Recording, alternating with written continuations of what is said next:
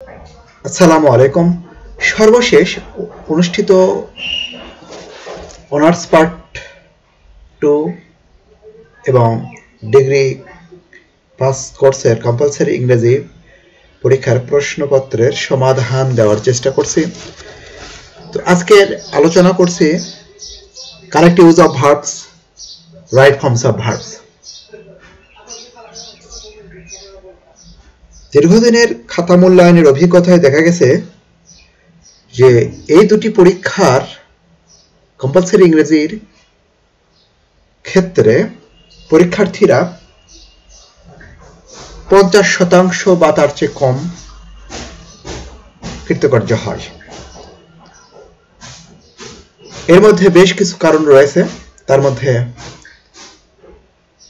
অন্যতম একটি কারণ হলো গ্রামার অংশের সঠিক উত্তর না করা, যথাযথভাবে সঠিকভাবে উত্তর না করতে সক্ষম হওয়া।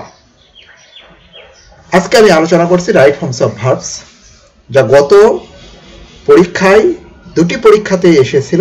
আমি আলাদা আলাদাভাবে উপস্থাপন করে বুঝিয়ে দেওয়ার চেষ্টা করছি। অনার্স পার্ট 2 এক্সাম 2023-এ যে রাইট ফর্মস অফ ভার্বস এসেছিল তার সমাধান। Runa is use to swim in the river. Use টুর পূর্বে যদি আর কোনো ভার্ব থাকে, ইউজ টু এর পূর্বে আর কোনো ভার্ব থাকলে পরে হবে জিরান্ড, অর্থাৎ আইএনজি যুক্ত। মাথায় রাখবো। 30 মাইলস সময়ের সমষ্টি, পরিমাপের সমষ্টি, দূরত্বের সমষ্টি, একসঙ্গে কিন্তু সিঙ্গুলার নাম্বার হয়। তারপরে বলে রাখি, এখানে এ দেখা যাচ্ছে, তার মানে নিশ্চিত একটা সিঙ্গুলারের অবস্থা বোঝা যাচ্ছে। সুতরাং উত্তর হবে is. Had I been in the chair I punish him. Had I been, এটা ইফের নিয়ম, কন্ডিশনাল পাস্ট পারফেক্ট রয়েছে, হ্যাড প্রথমে থেকে, বিন V3 রয়েছে, পাস্ট পারফেক্ট। তাহলে এখানে would have, could have V3, would have punished, might have punished, অর্থাৎ would, could, might এর যে কোনো একটি নিলেই হবে।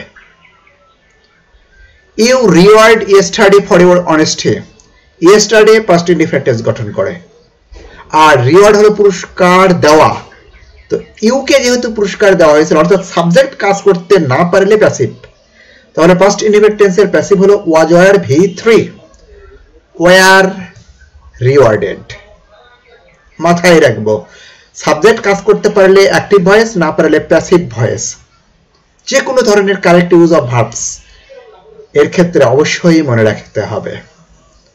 The son have said we went home। বাক্যটা সিম্পল সেন্টেন্স, কারণ কোনো কনজাংশন না শুরুতে না মাঝে রয়েছে। কারণ ফাইনাইট ভার্ব এখানে ওয়েন্ট, সে অনুযায়ী সাবজেক্ট উই। সুতরাং নন ফাইনাইট ভার্বে একটি ফাইনাইট ভার্ব, এটা সিম্পল সেন্টেন্সে একটি ফাইনাইট ভার্ব রয়েছে ওয়েন্ট, আর অপর ভার্ব হবে নন ফাইনাইট ভার্ব। এরকম হ্যাভ থাকলে হ্যাভিং, বি থাকলে being. I got my work do। কাউকে দিয়ে কোনো কাজ করিয়ে নেওয়া, verb to get, verb to have এর পরে সেই কাজটা যদি থাকে, বিষয়টা যদি থাকে, তাহলে পরের ভার্ব হবে V3, ডান। মাথায় রাখবো। এই যে look forward to with a view to, ওই যে ইউজ টুর মতোই, যে আগে কোনো ভার্ব থাকলে আইএনজি যোগ, ঠিক look forward to with a view টুর পরে ভার্ব হবে জার্ন্ড, আইএনজি যোগ। মাথায় রাখি, কারণ এই ধরনের নিয়মগুলোর ওপরই রাইট ফর্মস অফ ভার্বস বারবার এই degree pass course honours part 2 এর কম্পালসারি ইংরেজি পরীক্ষায় আসে। এছাড়া বিভিন্ন ধরনের প্রতিযোগিতামূলক পরীক্ষায় আমরা দেখি, কিন্তু মনে রাখতে পারি না। এরপরে আমরা যাই ডিগ্রি পাস। ঠিক ইতিপূর্বেই কিন্তু এই গেট গট দিয়ে একটা আলোচনা আমরা করেছি।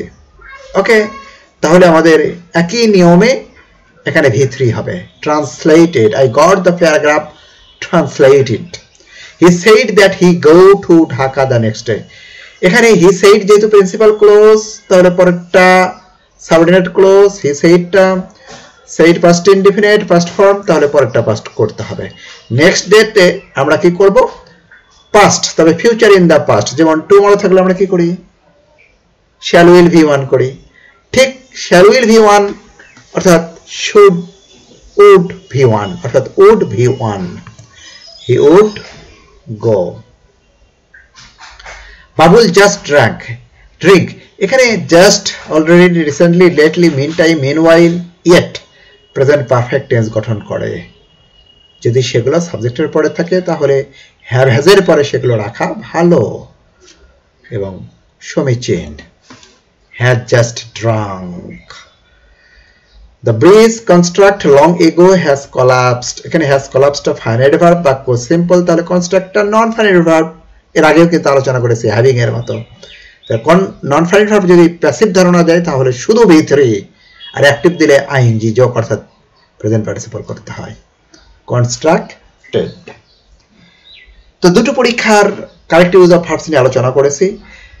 পরীক্ষাতে আমরা শুধু উত্তর সঠিকভাবে উপস্থাপন করতে পারি কিংবা ফুল বাক্য দিয়ে উত্তরটাও লিখতে পারি। আমাদের সঠিক উত্তরটা লেখাটাই হলো জরুরি।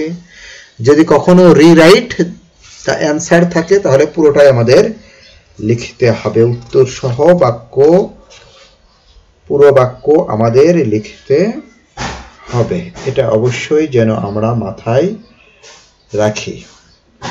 এছাড়া না থাকলে আমরা ভুল ভাবেও লিখতে পারি, শুধু উত্তরটাও লিখতে পারি।